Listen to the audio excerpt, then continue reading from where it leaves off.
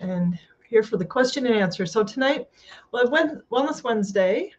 I got a few things about wellness. I'm getting ready to kick off a detox, but it's going to be a month-long workshop in Ayurvedic lifestyle habits, and we're going to use those to just do some spring cleaning. So I'm going to share with you a little bit of that, and then Mark's going to be in to take your homestead questions. We had one last night from Nancy, and I'm gonna give him that one, and so he'll answer that. So anything else that you wonder? They've been working on mushrooms. There's that topic. He talked about teamwork last night. We got chicks going in the brooder. As soon as I get off, I'm gonna go check them, tuck them in for the night. Lots of stuff going. We're getting ready for Tribe Day. One of the cool things we're going to do, one of the topics requested was how to start a homestead. What do you look for in land? What's good to invest in first, and so on. So we have a panel of people that have fairly recently, like within the last few years, started a homestead. One of them is actually just got their raw land after looking for a long, long time.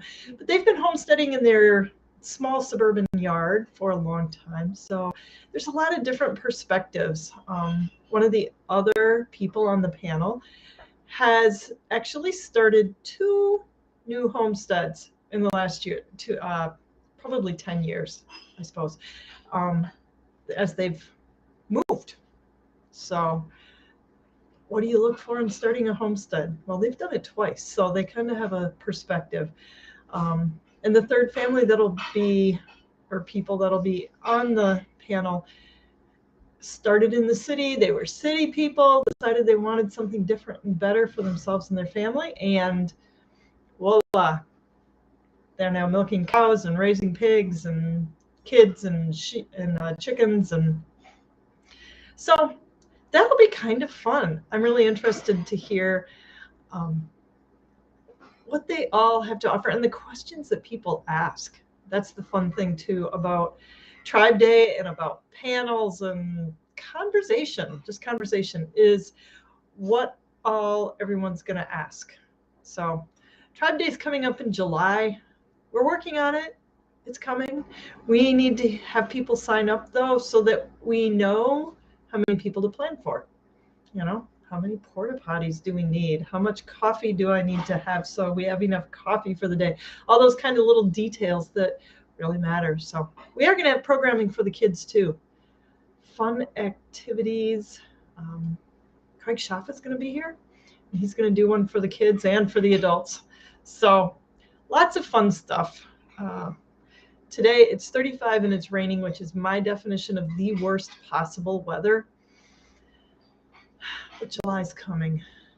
At least it's not snowing, which it might do later this week, but July is coming. And we will go swimming. There are a lot of lakes around.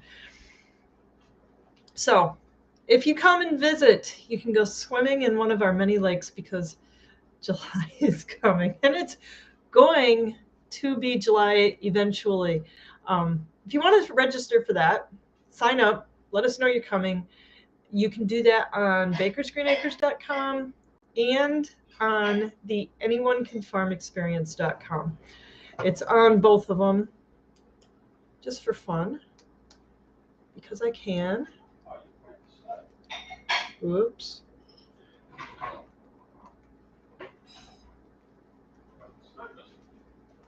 There, give you that link in the chat. You can sign up for Tribe Day there. Also, I don't have the seed exchange on there, but we're doing that. If you give us a heads up if you're coming, that's just a free fun day in April. And then we have the pastured poultry in June and Tribe Day in July. So we got a lot going on, a lot of things you can come to the farm and do.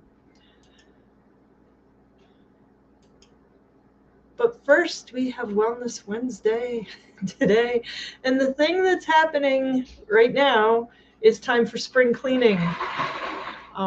Like I said, we're using the habits of Ayurveda that I teach in the Abundant Living course to do a seasonal cleanse.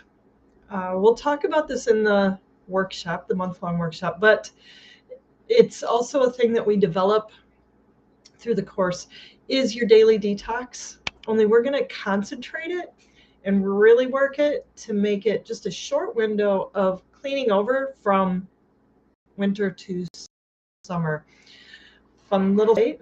This happens in our animals. We observed it first in the pigs that their bodies changed in March. We did a pig this week and we noticed that her fat is a different quality than it was at the beginning of March when we did the pig for the charcuterie course. So that was interesting to observe yet again how the animals change out and their bodies shift and change with the seasons. And we're no different. Around here, we've noticed our digestion changing, a little more sluggish.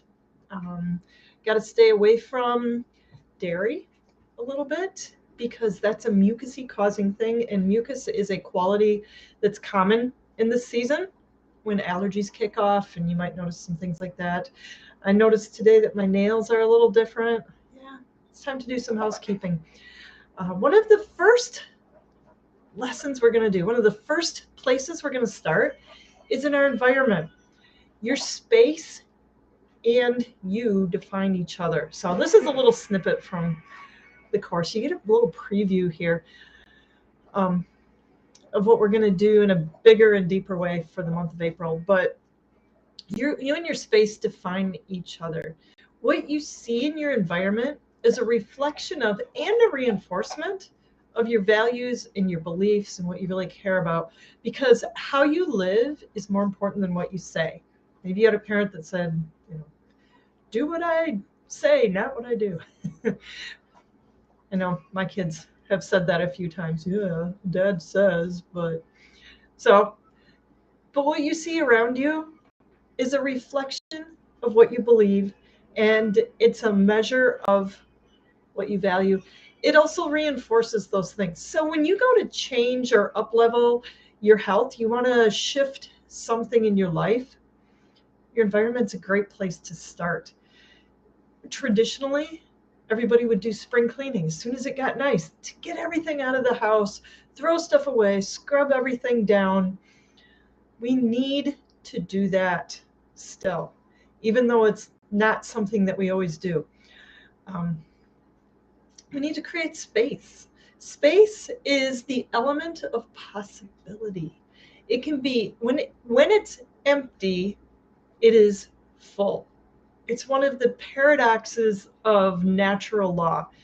In Ayurveda, we often call it spanda, meaning that there's two extremes, two things that we go back and forth between. And it's a natural ebb and flow of things. The thing with space is when it is empty, it is full. And what it's full of is potential.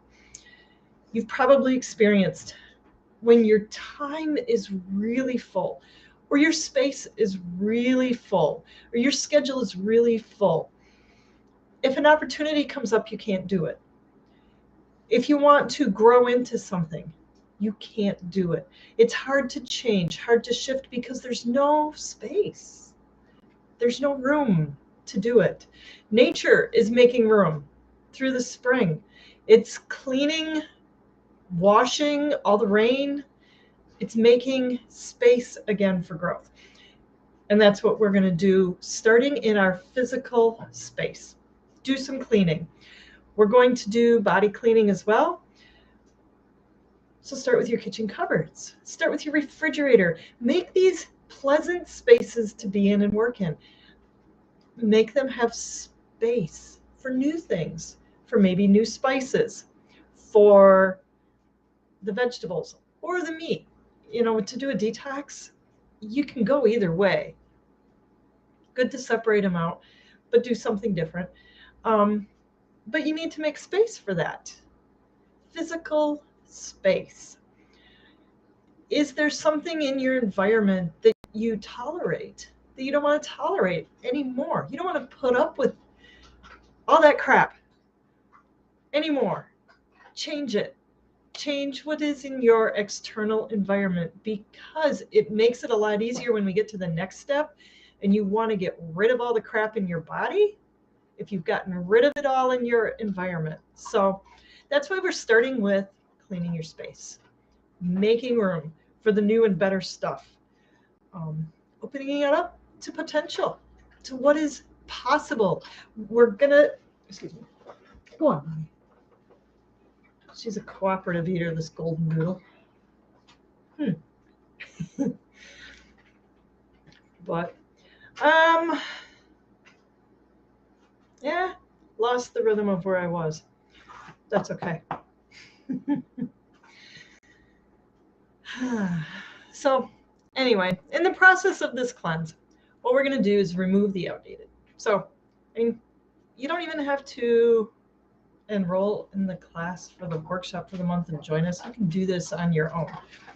Get rid of what no longer serves you. Whether it's in your, you've got stuff that no longer serves you in your body. I guarantee it. Because what has served you for your digestion through the winter is not going to serve you through the summer. And that's why we got to change it out. It doesn't serve you anymore. So we're going to cleanse it, move it on out, make space for the new stuff, and then rebuild with some good enzymes and so on. Dog fluff. We have a defective golden doodle. You know, they're supposed to be hypoallergenic and not shed. This golden doodle sheds tumbleweeds. They like float and roll. They're everywhere. It's part of our spring cleaning process. We're going to find all of the Bonnie tumbleweeds everywhere in the corners. But yeah, removing the outdated. Bonnie tumbleweeds are definitely outdated. They need to go. Creating space around us, up-leveling the outside environment so that you have room. You have a pleasant place to update your internal environment at the same time. So that's where we're going to start. And if you are curious about this process, you can message me through any of the farm things in comments, and I will get you the link that gives you more information and that you can enroll at if you want to join us. We're going to spend a month. It's not hard. It's not painful. We're going to just do it together because it's so much easier to do things together. Everybody tells me, oh, I know I need to do, but you know, it'd be easier to walk every day if I had someone to walk with. So come walk with us. Come go through it with somebody instead of on your own. Plus, if you have questions, you know, you got somebody. I'll guide you. The group supports you, and I can guarantee they are a good supportive group. So let me know if you want to join us. And even if you don't, that's okay. You can clean your corners in your house, your cupboards, your refrigerator, paint some walls, get a new door, give away a bunch of clothes you don't wear, do something to clean up your environment because it's good for your whole life, all of you. So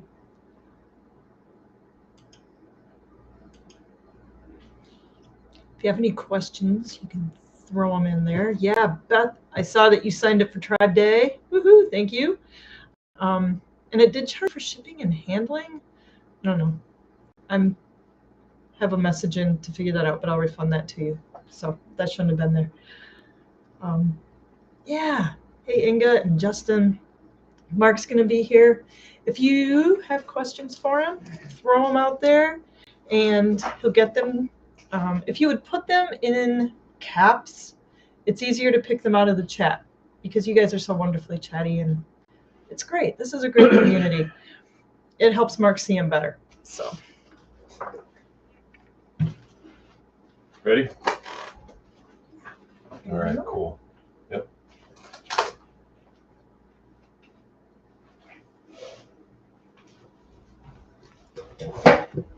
All right. Greetings.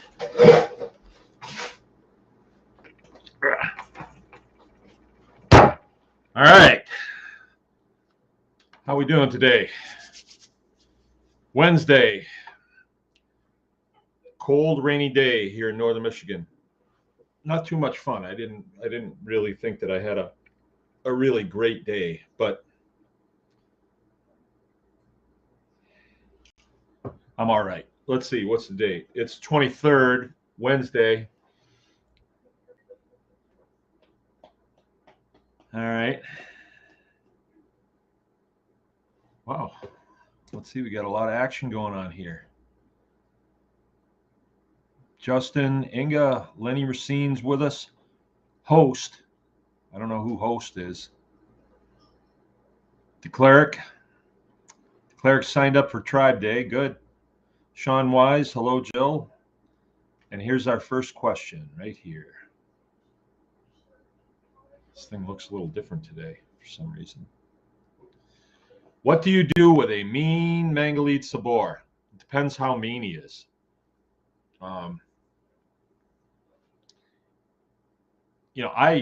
If mine were mean, I don't go in there anyway, so it just doesn't, it wouldn't make that much difference to me. If you're really used to a boar that you can pet and, all that stuff, and that's what you're missing, I just wonder what is the point of that. So, maybe you don't need a very nice tame boar, but if he's mean to the point when you go in there and you think he's going to hurt you or hurt somebody, we don't like to have dangerous animals on the farm, so we call them out. I have a Pyrenees dog, Claire, and she bites a little bit. She's nipped a couple of kids, and she's a sweetie when she's with us, but whenever there's somebody else around, she's not very good, and I don't like that. I just don't like having animals around farm that I have to be afraid of what they're going to do. I have a little problem with them now, actually. I know you didn't ask me this, but chasing cars, and the fence has gone down, and there's nothing worse than a dog that takes off after a car that's going down the road. And then, I have to break off what I'm doing, and then they don't get close enough to me for me to give them the boot, and it's just a really bad situation. So I don't know, the farm is, it's not a refuge, so if I have an animal that is not working out, they got to go, because I'm not leaving, so I'm just wondering how bad it is. I mean, if you want to expound bites over the fence and has destroyed steel feeders like the old style. Wow. I've never had that. I've never had a boar that was like that. And maybe my time is coming. Huh. He sounds destructive. Maybe you ought to give him a pill, and or make plans to process him for dog food. I think that's what you do. I'm not a big fan of castrating boars. When they're grown. Of course, if he's mean, maybe he deserves it. But no animal really deserves that. If he's yeah, send a video. That would be interesting to see. And probably from what you're saying here, it's just like, what happens if you go in there? Is he destructive to you? And then, if he's going to be rough on you, then I'm sure he would be rough on one of your kids. That's it. I'd shoot him tonight. I wouldn't put up with that. You don't need it. Pigs have been known to do a lot of damage to human beings. A lot of times when they have really big feeder operations, if a guy is in there and the people have disappeared and they just find buttons and belt buckles and stuff, that's not good, especially when you got kids. There was a story that I heard in Montana from somebody that was a part of this. There was a house fire the people that own the house came home, and the mom took the baby carrier out of the car and put it on the ground. And Dad went in and he let all the animals out of the barn, and the baby wound up being killed by hogs that tore that baby out of there as if it was a chunk of hamburger. Yeah, that was a terrible thing. That really happened. So, yeah, think about the worst that can happen and then take appropriate action. That's all I can say. The farm is not a refuge. It's not a petting zoo. It's none of those things. And if you have an animal that's dangerous to your children or somebody else's children, they need to go. And if it's a boar, rehoming them with someone else, I don't know if that's such a good idea too, either. I had a bull that was bad, and I thought it was something that I had to live with. And now that I do not have a bull and I'm fine without it, I realize it's something that I don't need. I don't need to live with a bull that's bad. I just don't.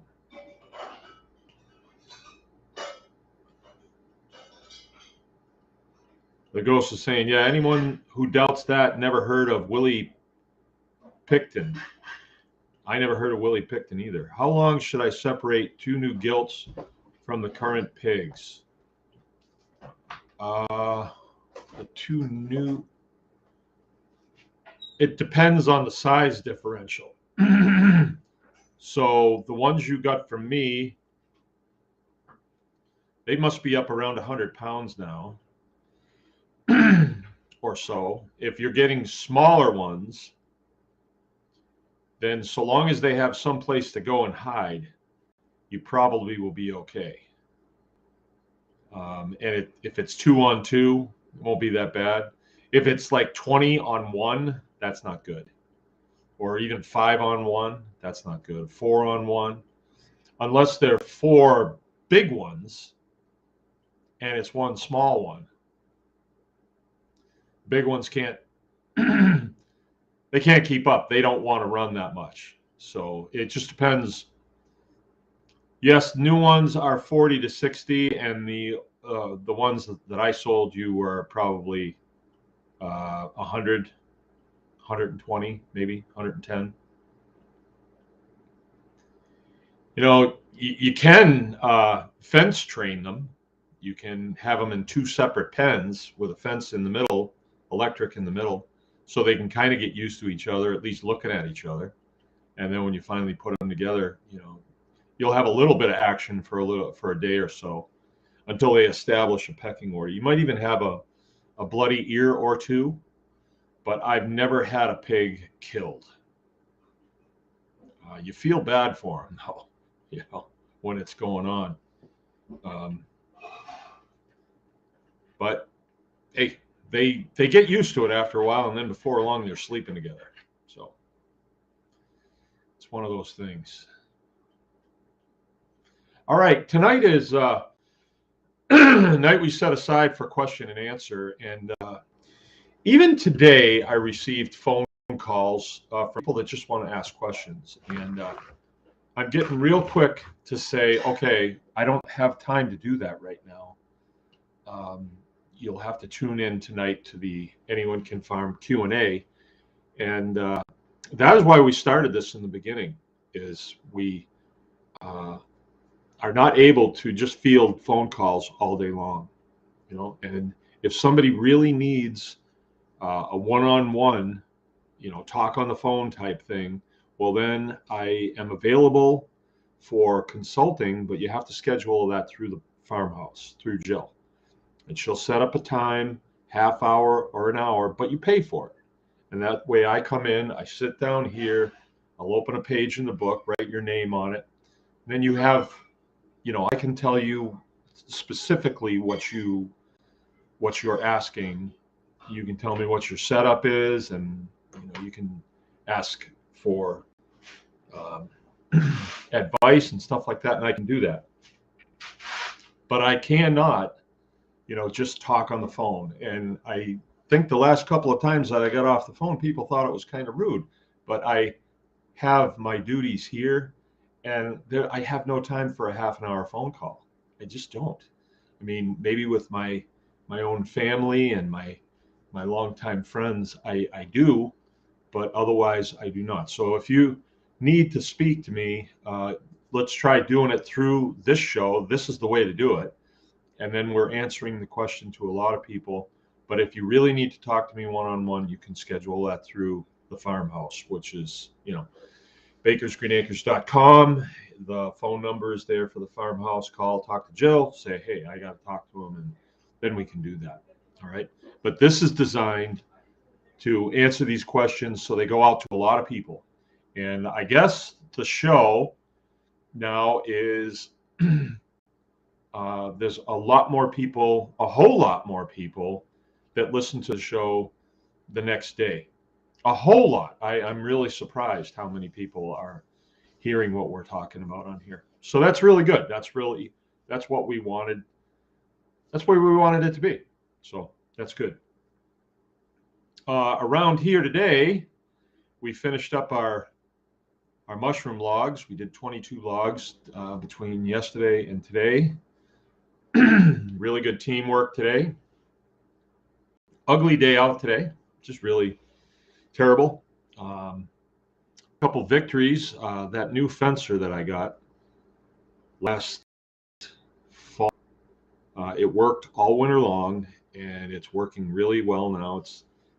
I like the way this one's set up. It's got a switch that's right out there where you can see it. You don't have to reach around underneath anything, and had a good mount, so you could screw it to the post and it would face the most advantageous direction. And it's well up out of any livestock's reach. So yeah, I'm really happy with that. I've got 3 pens energized with it, and today I went around just to check it again, and sure enough, it's just as hot as it was when we set it up. So it's real good. It even worked through a few obstacles. There was a couple of sugar beets on it, but it was still going. It was still going. Usually if you have, direct short to ground, it's going to drain the batteries in the solar charger, and you're not going to have as good a luck. But this one works really well.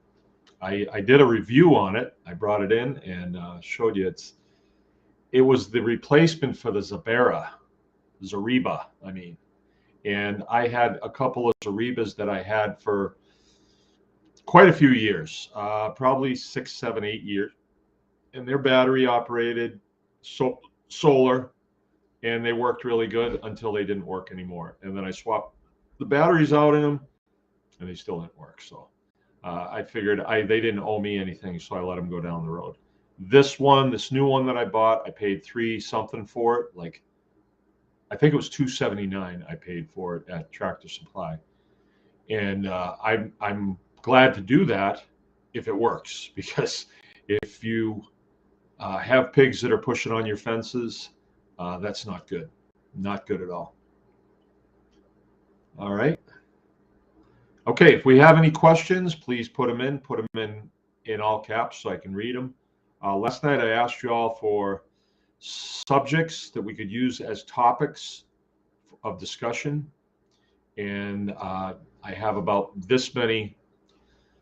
So thank you very much. I'm going to take them in the order that we received them. Some of them weren't very clear, so I may ask about those, but we will have plenty of content for the weeks to come. So very good. If there's anyone else that has things that they want to talk about, please let us have them. Are those the topics? Those are topics, but this one here was more of a question from Nancy. Oh, from Nancy. Okay. Yeah, well, then I'll take this one. Yeah. All right, Nancy. Is Nancy with us tonight? She's usually pretty right as rain. Maybe she's just quiet. No, I don't see Nancy with us tonight. All right, well, I'll answer this, and then I'll tell her tomorrow night that I answered it last night, so she'll have to come back and listen to it or whatever. But okay, feed ration or ration. How much feed to give 4 months, 5 months, etc. I'm having a hard time finding feed rations as pigs grown up. My pigs are close to 4 months. Well, if you're just feeding them out, like if you're just going to feed them up until they're big and then you're going to process them, then you want feed in front of them all the time. You don't want them to be getting hungry and interrupting their digestive cycles. So I would say have enough out there that there's, when you go out in the morning, there's still food, and load them up again so that they don't run out, right? I think it's real. I mean, there's a couple ways you can do it. The big feeders that Justin was talking about, these are the big round feeders that you feed through the top with granular feed. They have the doors on them that the pig lifts it up and then they back away and the door slams. Den, den, den, den, den, den, den, right? They can be real annoying if you're near a place where there's a lot of pigs eating all the time. Those feeders,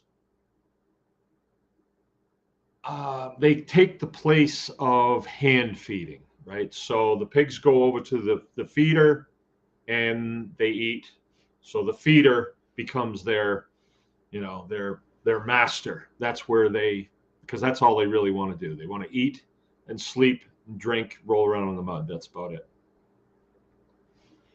But if you feed them every day, then they see you coming and you are the bringer of food. They get excited and they come to you because you're the bringer of food, right? So that's kind of important, because if your pigs ever get out and then you go out there, let's say you feed your pigs, and I think you should do this with a bucket, like a white bucket or 2 white buckets. You walk out there and you kind of tap them together or knock on the side of it with a stick, or when it hits against the fence, it makes a very distinctive sound. And the pigs get used to that. And when they hear a white bucket coming, they think food, right? So if you do that, if you hand feed, not only do you get to see them every day and just make sure the fences are okay, you should have electric on the inside of your whatever fence you have. I don't recommend pallet fences. I really don't. They might be cheap and look groovy, but they don't hold pigs in. They just don't.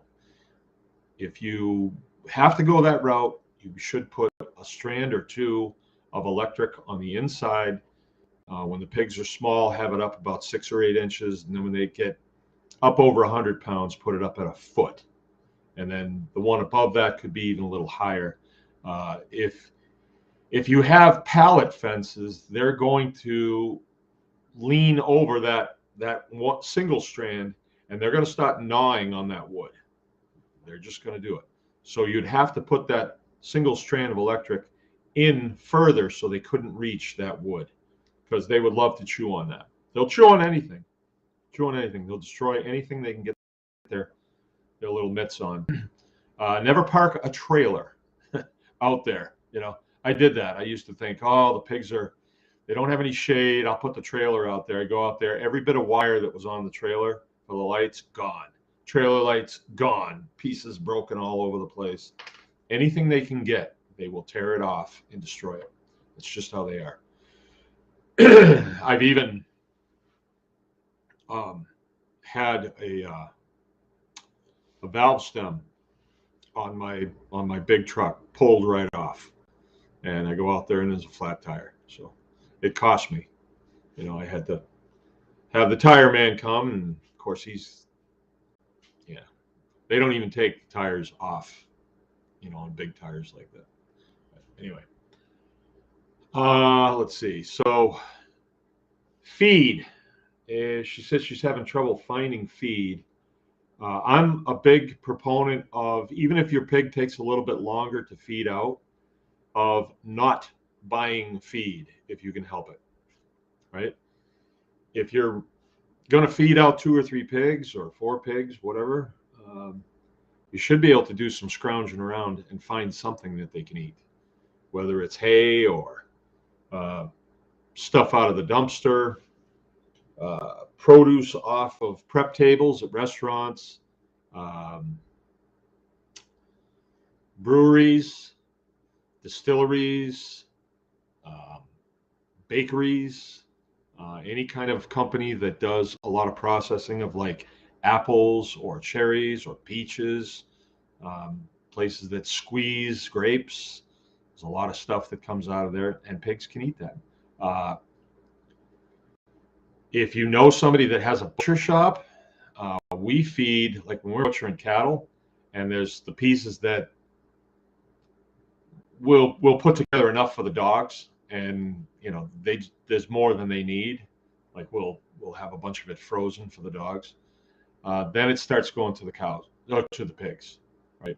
The fat, things like that. They might get the scoots if you give them too much fat, but it's okay.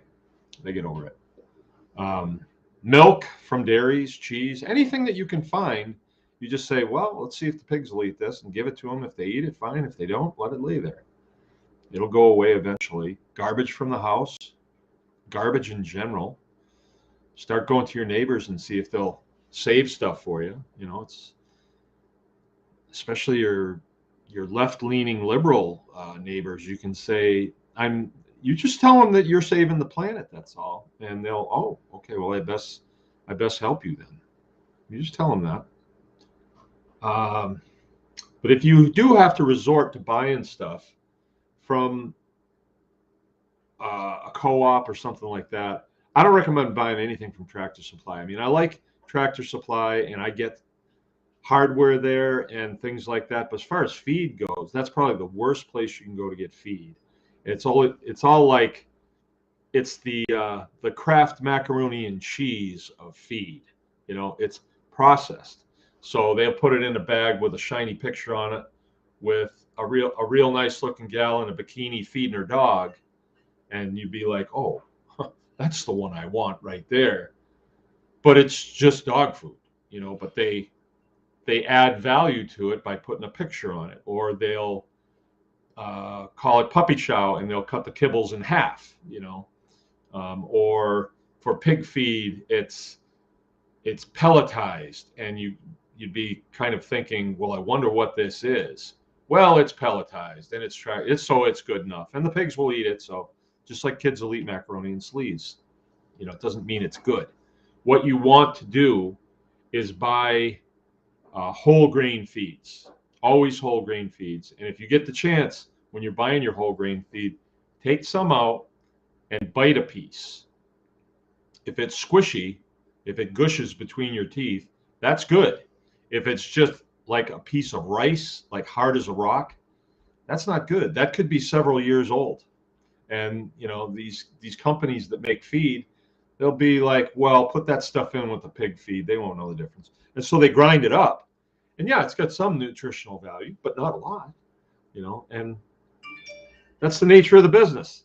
They're adding value to garbage and then selling it to you for premium. So if you do the whole grain thing and you try to get grains that are fairly new, they're going to have more nutritional value than old grain. They just will. We lived out in Montana, and we used to go past places like depots where they would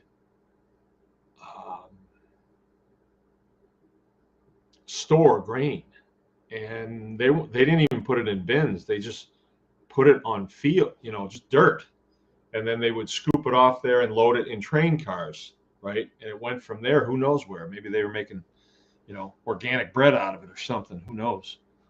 But we used to see huge piles. I mean, just massive. I can't even tell you how high they were. They had the trucks would come in and they would dump on these conveyors that were probably about 4 feet wide, and they were huge, that went way up there. And then they would make a pile right from there that was just massive. Yeah, it's called dryland farming out there. All right. Okay, and pigs are 4 months old, so they're still kind of small. And I guess I would say start experimenting with some things that you can find in the environment that you live in.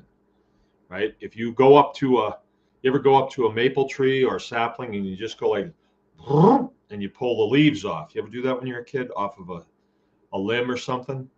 Take those leaves and throw them to the pigs and see what happens. You'd be really surprised. They like them. And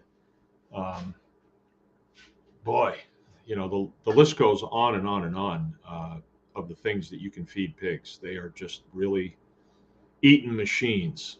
Okay, what else we got? I don't see any more questions on there. I've got these topics here. I'm just going to go over them. Well, there's 4 of them.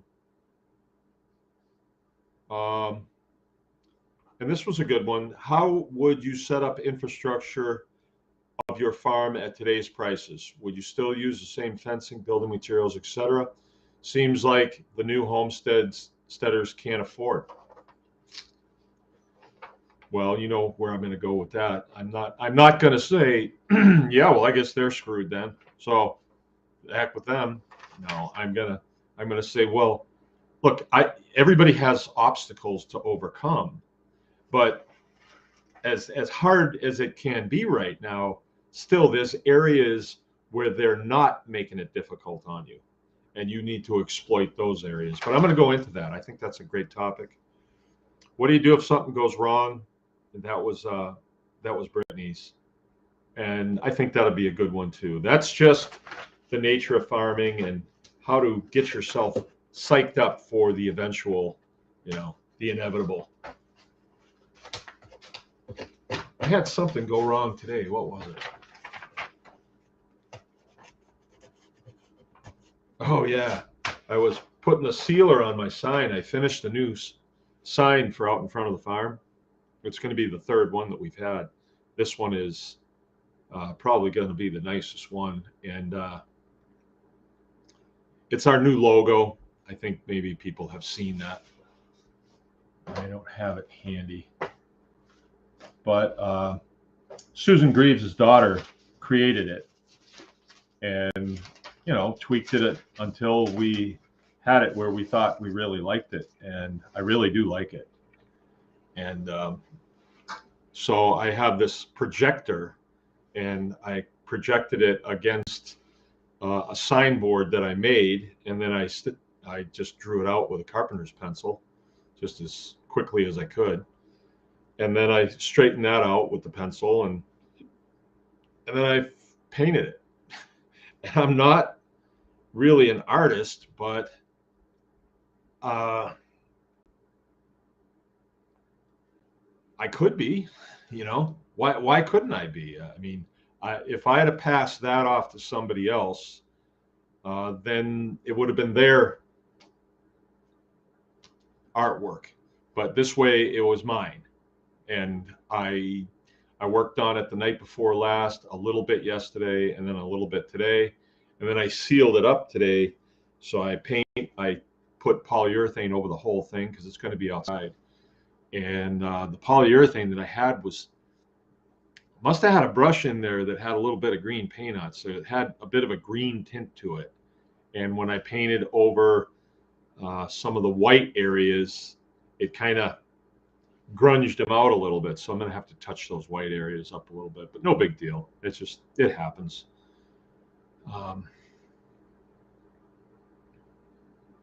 Yeah, that was about it. I had a buddy of mine stopped over today and got some milk, and he gave me some kimchi and some cheese that he made.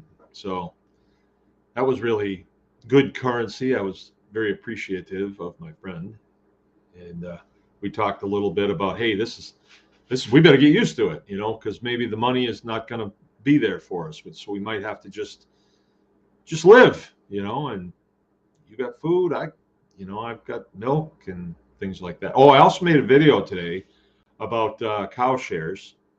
I referred to them as milk shares a couple of times, which was probably incorrect, and every time I milk and I get a whole bunch of nice milk sitting out there, I'll take a picture of it, put it on my Facebook page, and I'll say, hey, I've got milk available.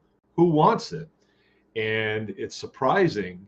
You get people just ask questions about it, but that's as far as it goes. And so you think, well, does it cost too much?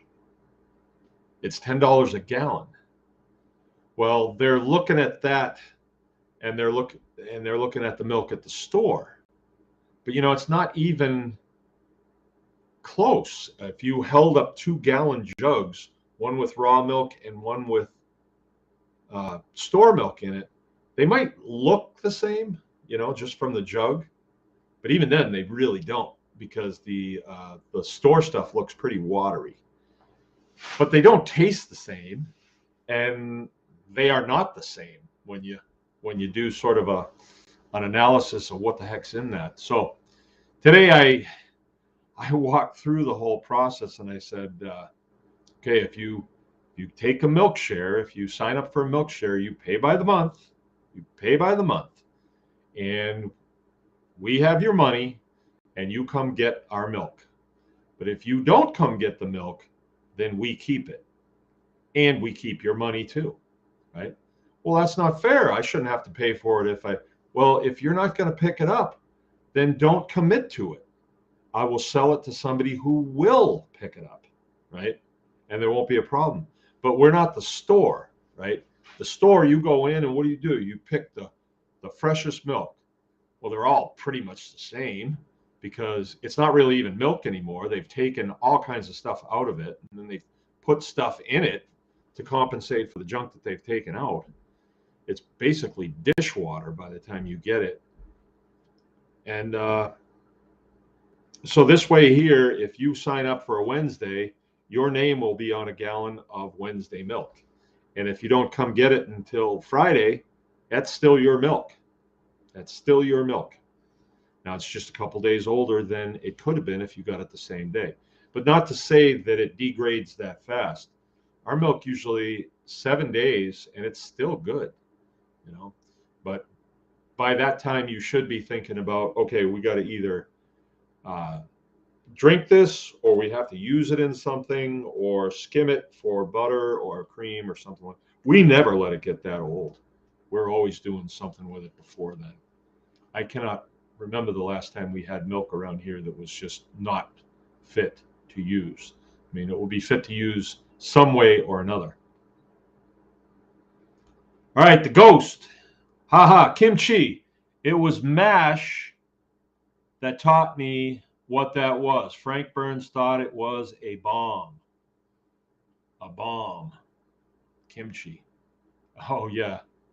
MASH. Yeah, I didn't see that much of MASH when I was a kid, but I was stationed over in Korea, and I ate my share of kimchi. Kimchi is cabbage that they have all kinds of different ways of fermenting it. But the way the Koreans do it is they'll put it in a crock, and then they bury it. And they have these bogs that they bury it in. And in those bogs, they grow some of the stuff that they're going to put in those crocks before they bury it to ferment it. So when they take it out, it smells really vicious. Nothing like the stuff we get here in the States. That stuff smells it's on the cusp of that's not right. At least that's how you feel when you first get to Korea. When I first went to Korea, I had to go through customs, and the Korean customs agent smelled terrible. He smelled terrible, but that's kimchi. That's kimchi. And the Korean kimchi is really stinky. If you're ever in a nightclub or something like that, and some little bar girl sits down next to you and says, "How are you, GI?" It's like, ooh, that's bad. That's bad stuff. So, yeah, but I tell you what, after you're there for a while and you eat a little bit of it, then you say, that's not bad. Then you eat a little bit more. Before you know it, you're taking kimchi back home with you to share with your friends. But you get back home and you say, I'm going to keep this for myself. I don't want my friends to have it. Yeah, I remember that. I had some on the plane going back. I had a styrofoam container with kimchi in it that I was bringing back. I thought I was going to turn everybody onto this stuff. This stuff's so good. I eat it here, but it's nothing like the stuff we got in Korea. Nothing. It's okay, and it still gives you that feeling like, But yeah, good old Korea. I had a good time over there. I was thinking today, if I could go back to any of the countries that I frequented when I was in Southeast Asia, I would Korea would be really high on the list of places I wanted to go. Really, I had a good time there. It reminded me of what I thought the Old West would be like, kind of. I don't know. I liked it. I also liked the Philippines, but the Philippines was really hot. So I didn't do as well in the Philippines as a lot of people do. I did better in colder climates. Thailand was okay, but it was pretty hot too. Japan was okay. Yeah, I spent the most of my time in Japan. It was all right. But those countries over there, although when you first get there, they all look alike. But by the time you leave, you know the difference between a Filipino, a Korean, Chinese, a Japanese. You really do. You can distinguish them really well. I spent time in Thailand, not all that much, like maybe 3 months, and I couldn't really tell the difference between them and, say, Vietnamese. They kind of looked the same to me, but I wasn't around them enough. Their food was good too. Thai food's good. Hot. Ooh, real hot stuff. So what do we got? Gonna try and grow Napa cabbage this season. And make your own. Jill makes it. She makes killer stuff. I miss it. We're out of it. We go through a lot of it.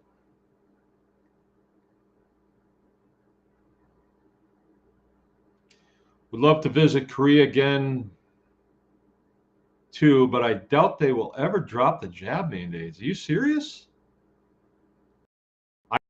Where I live, there's no. I forgot the whole thing happened. We see nothing anymore. I haven't seen a person in a mask since I went out to Texas, I think, and then they were few and far between. Now, maybe I did. Maybe I seen a kid over at Eagles with a mask on, but anymore, it just seems like it's over. It's just over, and I thought that Ukraine took the place of the Wu flu. Yeah. Oh, Korea is crazy about it, huh? I didn't know that. My son was in Japan, and they didn't have much cases or anything, and so they I don't know. They didn't force him to do it. He was stationed in Japan, same place I was stationed.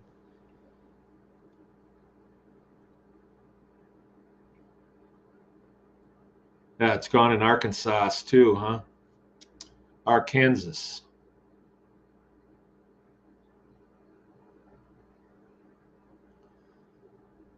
All right. What do we got for questions here, folks? I'm fresh out of conversation. Am I?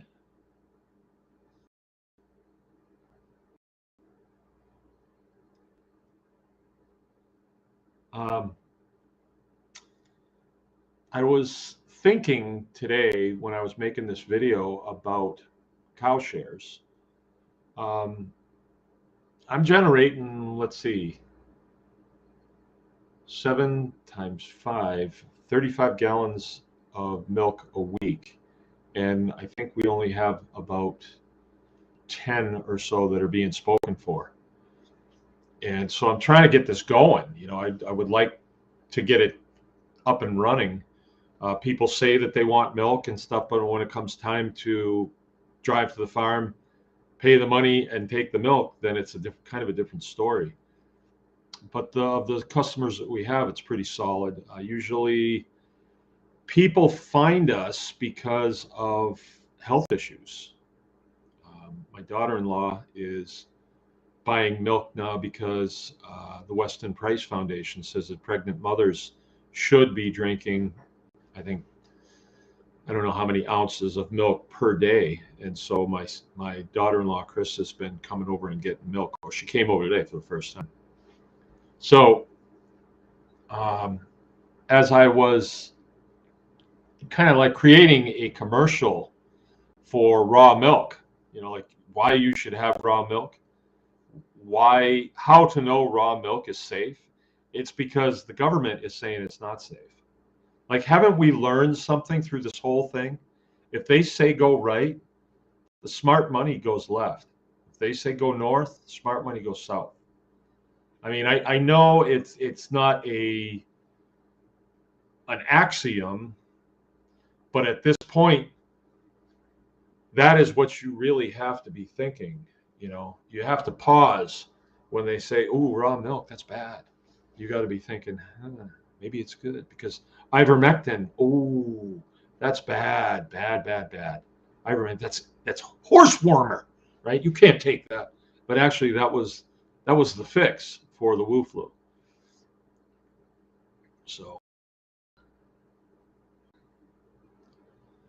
all right, Ghost, what kind of cheese do you guys make from our milk? Well, I don't make any cheese, actually.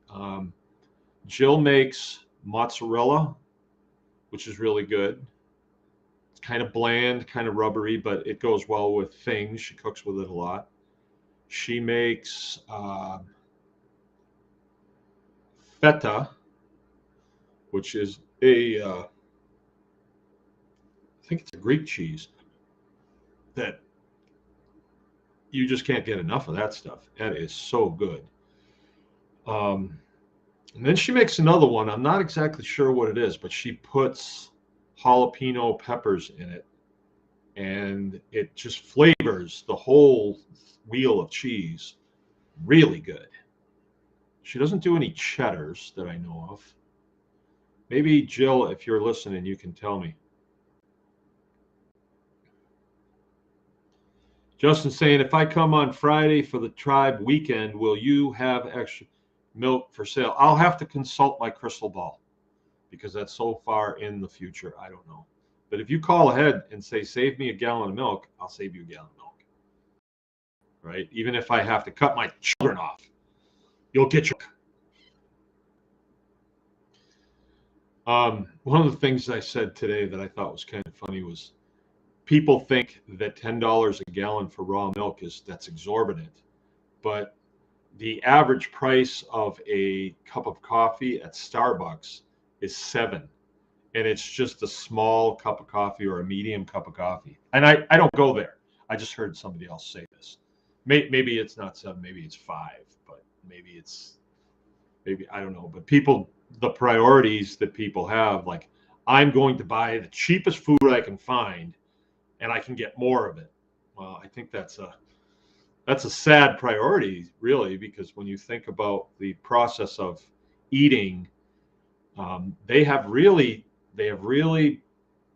changed us. They've really changed us. So Joe was talking yesterday about somebody he knows that if it's not from the store, they have a real hard time putting it in their mouth, even though the stuff from the store, you can read all about the ingredients that they put in there. And a lot of the ingredients are just because they have them, and they can disguise them, put them in the food, and then people eat it, and it winds up in the sewer system. But that's okay. It's sort of like they feel like, well, there must be some government oversight, so it must be okay. That's a good one. That's a real good one. I don't hate government. I just hate poor government. And governments have a tendency to become poor very quickly. See the fiasco that's going on right now. unbelievable. Just unbelievable. All right, Jill's saying it's Colby or Monterey Jack with jalapenos. Good stuff. Yeah, I ate a big chunk of it last night. But I kind of feel like it's okay because I'm supposed to be eating things that, as a carnivore, anything that has a face, I can eat. So eggs. Not supposed to drink milk. I don't know how that works, but I don't know. I on my carnivore diet, I am not sure that I want to be carnivore because I don't like to deny myself other things, right? So I don't want to be like, oh, I can't eat Jill's cheese because it's got jalapenos in it. I don't want to do that. I like that taste. So I know if I eat a lot of carbohydrates, like what was it? The Sunday before last, or maybe it was this last Sunday. Yeah, this last Sunday. We had the kids over and some friends were over, and it was kind of a festive activity. Rachel made a thing of fudge brownies. It's like, I want one of those. And I'm thinking, well, I know that that's not the best thing for me. Is it gonna, like, am I gonna fall over dead? No. But there's a good chance that I could have a headache in the morning from it. A good chance. And then I think, well, I'll only have one. I'll just have one. And I'm gonna take that risk, and then I'll drink a bunch of water before I go to bed, and hopefully I won't have that big of a problem. Well, I did. I had a headache the next day. Wasn't a huge hangover that lasted until 10 o'clock in the morning, but I was a little rough getting out of bed, and neck ache. You can feel the onset of joint aches, which right now I have absolutely none. And so I just think that most of the time I'm going to eat keto. So it's just going to be vegetables and stay away from the hard carbohydrates. Just stay away from them. And I don't crave them anyway. I can really fill myself up on meat, and that's what I really like. Okay. Dave Smith. Pigs at the auction was $1.10 to $1.30 a pound. So that's pretty expensive, isn't it? I don't go to the auction, but that would put a 100-pound feeder at $100, or $130, right? Yeah, that's a little on the. Well, I don't know. What are you saying, Dave? Was that cheap? I went to an auction one time. We were thinking about selling some pigs at the auction, and I thought I better go just see how it works. And they were fighting over, a few pennies on pigs. They were going really cheap. So I don't know. I'm not sure if that's good or not. I would say if that is a cheap price, that's probably because the problem that we're having with processing, right? There's still a problem. People are having a problem getting their animals processed, right?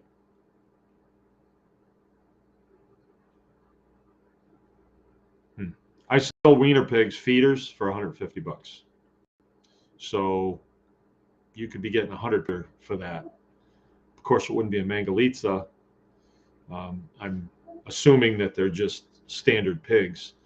When COVID first happened and people really couldn't get stuff processed, like the real huge CAFOs couldn't get stuff, they were letting them go for $50 a piece or less. Is Dion on here? Tell us what you got your pigs for. I think it was even less than that. Full-grown pigs.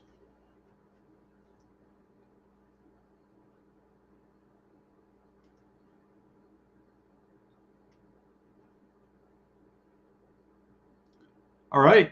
I don't see a lot of questions on here. Let's see. I can't think of anything to talk about. Well, yeah, last night I was going to talk about progress on the lecture hall or the classroom. Um, I have a lot of the wood secured. I have all the 2x4s to fret out, so that's good.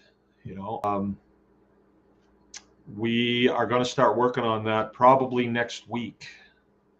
And the first thing that we have to do is we have to pour the floor in there. So I got to do some research on that. Probably ought to talk to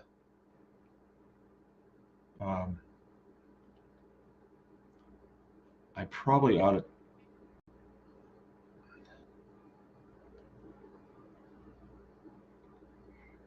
talk to Justin, because I got to figure out if I'm going to insulate the floor or not. But I think you can use a concrete that has vermiculite in it that'll insulate the floor, or should I be putting down insulation? I don't know. But the cleric's saying, what age do you first breed mangas? We ended up with a boar from you. You did?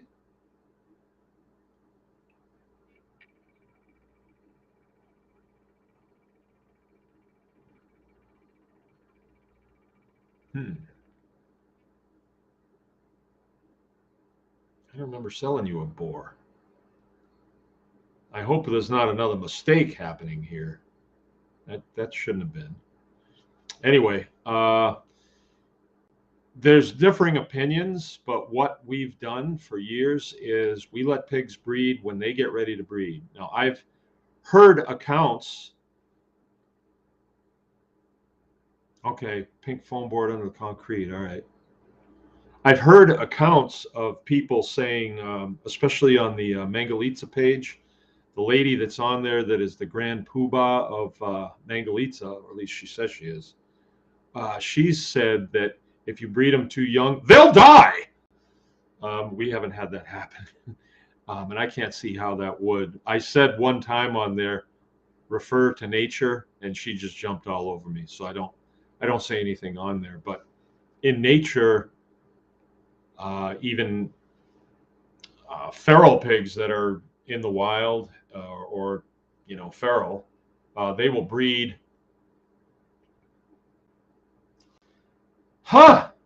You got 6 feeders in November, but one is definitely a bulged up in the back. How about that? Well, bring him back. That's an expensive pig. No, I don't know how that could happen. I really don't know how that could happen. But anyway, what you do, well, good on you. You made out on that one. What you want to do is, what I do is, if I have pigs together, I let them breed when they can. And my philosophy on that is, when a sow is small, she'll only release a certain number of eggs, so she'll have a small litter. And then that's the way it's supposed to be. Then she'll learn to deal with 2 or 3 or 4 pigs, as opposed to 10 if you hold on to her until she's 14 months. That's what I've heard people recommend. Oh no, they got to be 14 months old. But when they're 14 months old, they're going to release a lot of eggs, and then the mother could have a litter of 10, and she's like first time mom. That is really traumatic. So I think that they should be allowed to breed as soon as possible. And that seems to work for me. All right. And then the next time that she breeds, she kind of knows what's going on. If she has 8 or 10, she's like, okay. And then the next time, working her way up to her pinnacle, and then she kind of comes down the other side as she gets older. But I think that's how you really get a good sow, right? Because for the sows, it's mostly psychological. They can wind up running a fever and they get testy, but if they know what's going on, have less of a tendency to snap at their little ones and things like that. Right? That's my thought on that. So I guess I would get him separated out, or if you've got a gilt that you can put him in with that's, going to be older than him. You got those ones in November. Oh, I'm sorry about that. That's bad on me. I always check these things because we're pulling them. I don't know. It was the kids. It's the kids' fault. All right. But I hope if that doesn't work out for you and you want to just grab him, I'm coming down to your place, I think, in May, and we can cut him then. So he'll be November, December, January, February, March, April. 6 months old. We can do it. We can do it, though, if you want to cut him in May. I mean, it's a little bit of a rodeo, but it's not bad for a 6-month-old pig. Might be fun to watch. But if he's nice and you want to use him as a boar, then right on. Made out. Okay, Jill's saying she uses Mama O's kimchi concentrate, and the recipe is on the website. Yeah, that's good stuff. Is it a certain type of bacteria you introduce into the cabbage?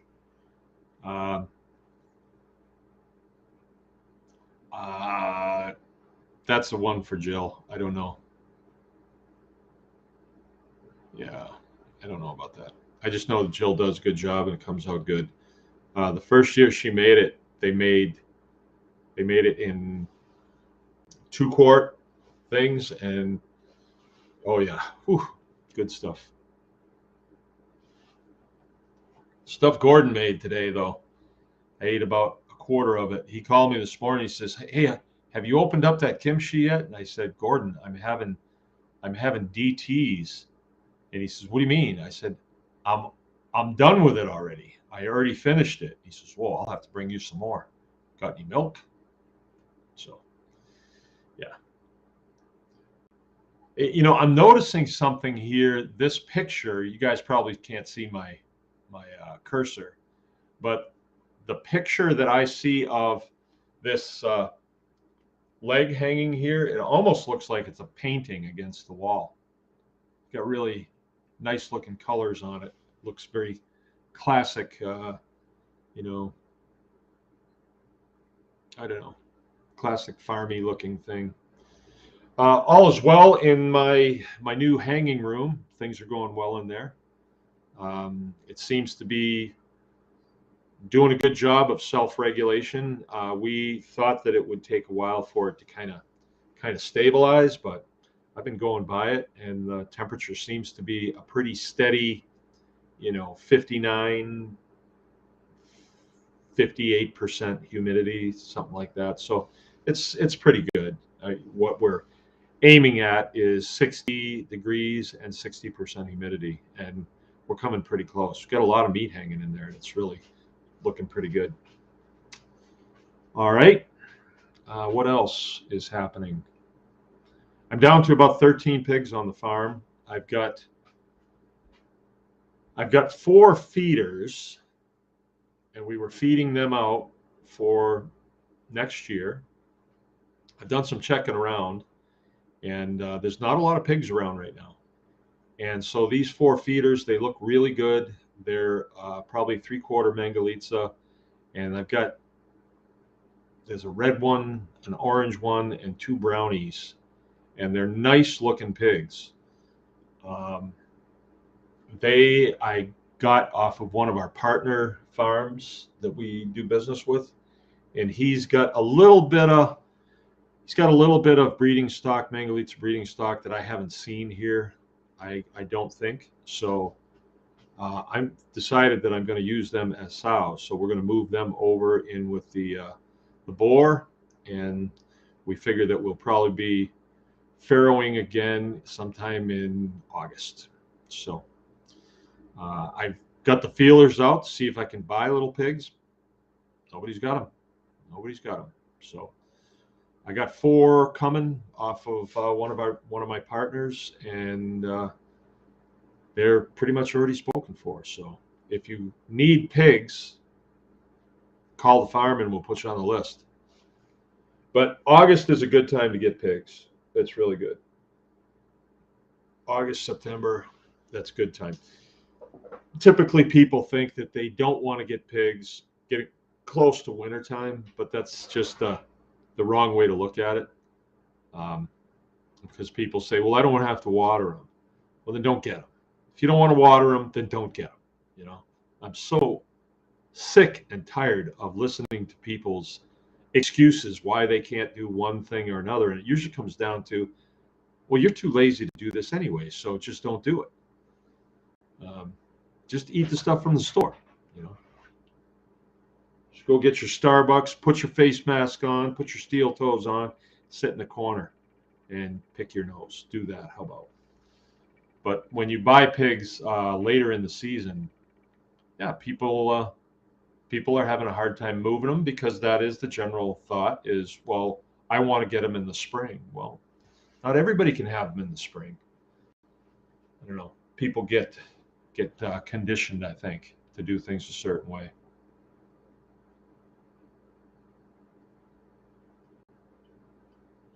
Okay, my buddy who split Valencia's pigs had 13 piggies 7 weeks ago. Right on. I wonder if he's selling them. I got a market for him here. People have good pigs. I pay $100 a pig, and I flip them a lot of times for $150. And it's because we've built the market, and we have them, and people know we have them, and if they're good solid pigs, let them know that I might be in the market. I don't know if I want to drive down to Dundee to get them, but I might be in the market. All right. I wonder if Valencia is still around, I haven't talked to her. All right, well, we've gone over. I guess tomorrow night we'll talk about this subject right here about overcoming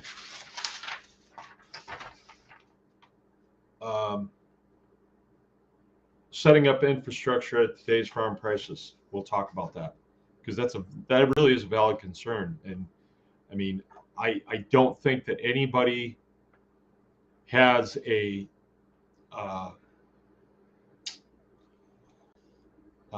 magic wand. Nobody's got a secret here, but I think it's a bunch of little things that you can do that you'll have to do if you want to overcome the place that we're at right now in American history. Who knows how it's going to turn out. I've heard things, that I've heard gloom and doom from pretty good sources, that even if we are in the farming business, they're still going to have the 5G and all that stuff that's going to totally monitor us. And that, I've heard that. I've heard that, no, it's swinging over to the other side, that all the tools and thieves and the systems that they've set up are going to be taken down. And, things can change. And maybe that the factory farming could go away, and that small farming could come back with a vengeance, and people could take up 80 or 160 acres and do really well with that. Now, that would be great. I would really like that, because then I could help get my friends and family get started on some of these small farms. If industrial agriculture goes poof, which it would if they didn't have subsidies coming from the federal government. So they're running their businesses poorly, or you can't blame the farmers necessarily. They were duped into it. Things are going poorly, and they're about ready to pack it in, and the government says, oh, we can subsidize you because you're in the food business, so you need to have some money. That's how they survive. But if the subsidies stopped, which I hate to say they should, I mean, how come I don't get subsidies if I'm having a rough year? They don't even want to know. But if the subsidies stopped, then those farms would be gone. However, that would happen, and then that land would become available to other people to farm it. And maybe we go back to the old model of the 80-acre farm and a farm family running it. And then, the extension service would be showing people how to do traditional farming instead of trying to, kind of push people in the direction of industrial agriculture or working for industrial agriculture. We'll see. What do we got? Vindicti says, starting a new 15-acre farm without a tractor or much hardware. Well, I can talk about that too tomorrow if you remind me. I'll weave that into this topic. That's where I started. I started with 13 acres, and yeah, I didn't have a tractor. And so I can tell you how I kind of worked around that, because you do have to move things around, and you have to pick up heavy things and get it from one place to another, and I'll tell you how I did it. Without Russian fertilizers, the small sustainable farm model will become very competitive. Again, I think. Yeah, it could. I mean, we can maintain, if you started 10 years ago working on the fertility of your 15 acres, and you were moderately to highly fertile there, 15 acres is a lot of ground. You can produce a lot on that 15 acres. It really is. I mean, you don't think of it because you hear of, 1,000-acre ranches and stuff. But usually those really big ranches out west, it's because they're so dry, and the land really isn't good for much. Cattle have to graze at about 30 miles an hour to get anything. And only certain types of cattle can handle it. And yeah. So you're right.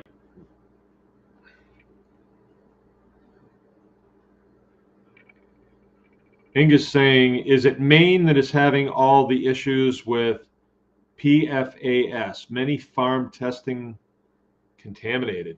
PFAS. I don't know what that is. I don't know what that is, Inga. Can you tell us what that acronym is? PFAS. We did get our chickens, though, yesterday. I was kind of concerned that, is this because of, the chicken thing? The new chicken thing that I keep hearing about? That our chicks didn't come? But we did get them. So very interesting today. I went out because I crushed up some biochar and I gave it to the brand new chicks yesterday. And I went today and it looked like I didn't even put it in there. They'd picked through it, and every little piece they got. The only pieces that they didn't get were the ones too big for them to swallow. So I crushed up another quart or so and gave that to them, and they're putting it away pretty quick. So that's the fix to coccidia. All right, good enough.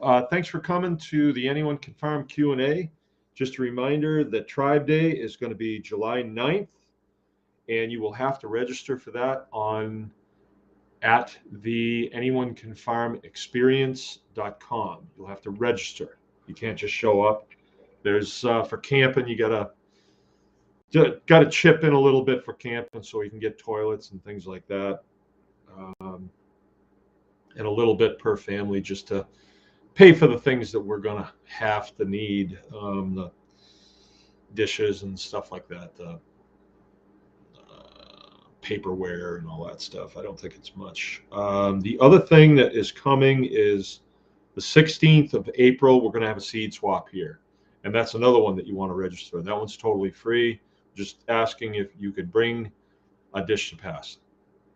And by all means, bring children to both, but bring dogs to neither. We have enough of them here. By that time, there will be 5 dogs here. 5. I never thought that I would be at this place. But we've got 2 replacements for Obie and Claire. So that's why that's happening. And Obie and Claire they'll just finish out their days here, but we probably will not be breeding them. So, and then the numbskull, she just lives here. She's just a special child. She's the golden doodle, and we're kind of minding her. She was my son's dog, but she wasn't working out over there, so she had to come stay here. And so she's kind of fit in with us. All right. Stark Raving Ranch. I'm late to the game and show. Is it too late to find some Mangalitsa piglets this spring? I'm a city kid trying to escape the rural experience, No, you can find them. You can find them. Just keep checking. Keep checking with us. It looks like, well, right on here, you want to be checking with Justin Z, because he split some pigs with a friend of ours named Valencia, and he's saying that he's got some 7-week-old pigs right now. He's got 13 7-week-old pigs. So he's the guy you want to be talking to. And those pigs originated here, so probably pretty good stuff. Okay, so Stark, you want to check with Justin, probably. Depending on where you live, too. Justin's down in Dundee. So that's down close to the border with Ohio, I believe. I haven't been down at Justin's house yet. Okay, I'm signing off.